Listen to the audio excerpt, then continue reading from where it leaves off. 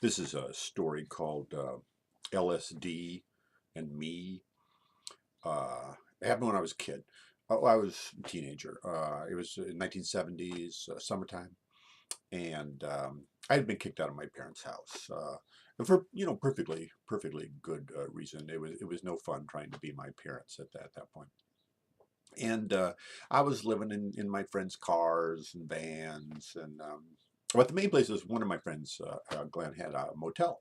His parents owned a motel, and so you could always sleep down in the basement. You could crawl in a window and sleep in the basement, and there were oftentimes empty rooms. They would not rent all the motel rooms, so you could crash in one of these empty rooms. And and not just me, a lot of my friends used that if we wanted to stay out all night or something. We often used the motel. So, and it was a druggy time. I think now it seems like a lot of people think in the 1970s, all the kids were high on something all the time. And that's not really true. I think about half the kids really didn't get high at all. They might drink beer, but I mean, especially like the kids that went to church a lot and, thought Republicans, were really kind of good, interesting. Those kinds of kids really did not use any drugs. But the rest of us, we were kind of druggy. But mostly it was marijuana, pot. People smoked a lot of pot, but not LSD. I mean, LSD was more heavy than pot, and so it was always around, and people knew about it. But it was, acid makes you crazy, man, and I valued my brain, so and I knew some scary stuff. Like I knew this one kid. He was a rich kid. Both his parents were doctors, both his mom and his dad, and but they were gone all the time. So he always had a lot of money, big empty house, and a lot of parties went on in there. And he was very druggy. He took a lot of acid, and man, he ended up in a mental hospital. I went to visit him in a mental ward one time. Tried to commit suicide, and ultimately he did commit suicide. And that was out there, pot making, acid makes you crazy, man. So I pretended that I took a lot of acid. If I was talking to young people that didn't know anything and didn't know me that well, I would tell them all about my acid adventures. But it was a big lie.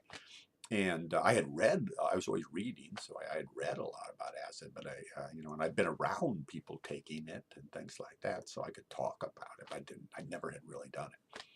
Well, this one summer night, my friends Ray and Glenn. Ray had he had purchased some acid, blue dot acid, and it's time for Gary to walk the walk, not just talk the talk. That's what they thought.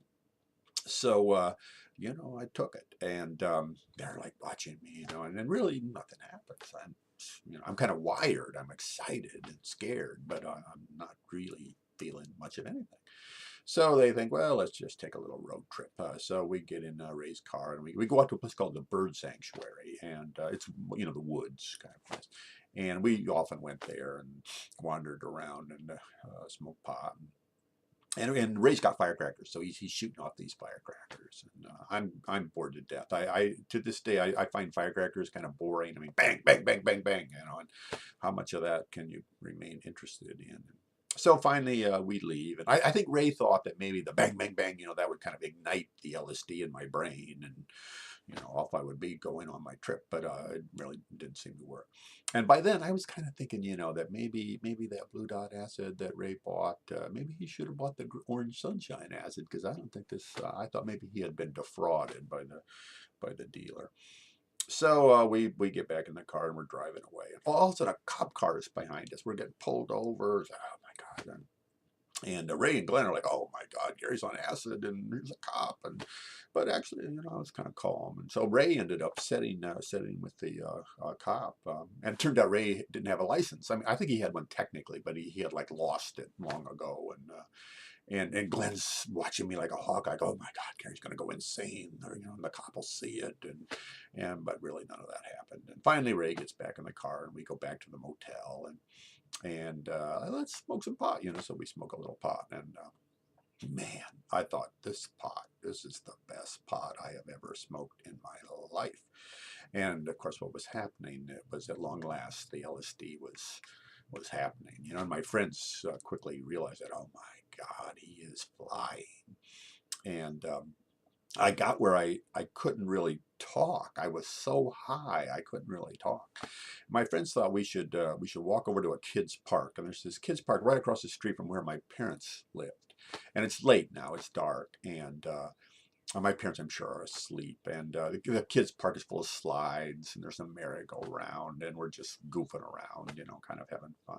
And I wind up laying on my back on the merry-go-round, and Glenn and Ray spin it around, and the stars are all swirling around. I don't know if you've ever seen Van Gogh's Starry Night, but it's kind of like that. And then I begin to have that kind of a sensation that I can kind of control the swirling of the stars. Even when the merry-go-round stops, I can kind of think, swirl, and the stars will kind of swirl around. I have this sensation of a kind of almost like magical power, like, wow, I can make them swirl. And I get up and we're walking around, and I start kind of chuckling, sort of laughing. And it has to do with like, you know what, I think I can kind of see into the future. I can kind of control things with my thoughts. And I'll think, Ray's going to say, "Are you okay, man?" And Ray, that would really happen. Ray would get a look of concern on his face, and he would say, "Are you okay, man?" And then I would think, Glenn's going to smack Ray in the shoulder, and Glenn would smack Ray in the shoulder, and this would make me laugh. It was like I would think things, and then they would happen.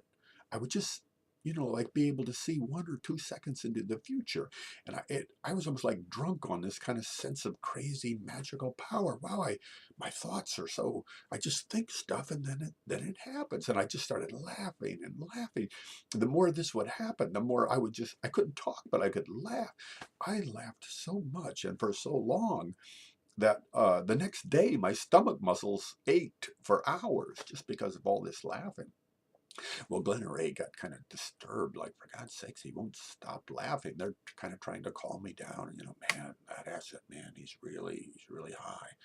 And there's a slide, and Ray, he goes up the slide, and he's on top of the slide, and of course I thought that. I thought, he's going to go up on top of the slide, and then I thought he's going to start dancing. He's going to start tap dancing, and very, very few people knew that Ray had taken tap dance lessons when he was a little kid, and sure enough, he's up there. I thought he would, and he starts tap dancing. He's like Fred Astaire up on top of the ladder.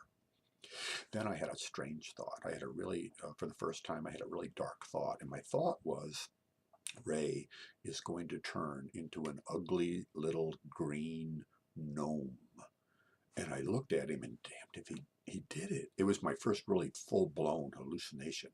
He turned into this little monster, and all of a sudden my mood changed dramatically.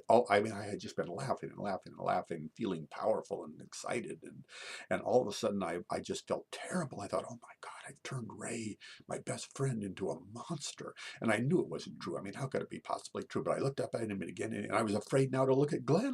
Maybe I would turn him into a monster, and I was panicky.